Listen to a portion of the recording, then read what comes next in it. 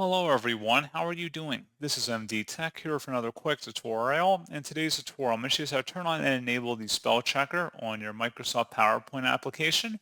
So this should hopefully be a pretty straightforward process here, guys. And without further ado, let's go ahead and jump straight into it.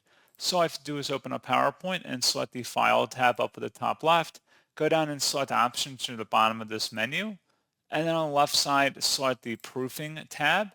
And then on the right where it says when correcting spelling and grammar in PowerPoint, go ahead and check mark where it says check spelling as you type.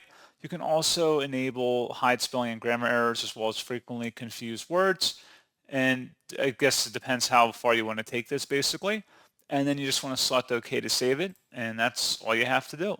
So pretty straightforward process, guys. And as always, thank you for watching. I do hope that I was able to help you out. And I do look forward to catching you all in the next tutorial. Goodbye.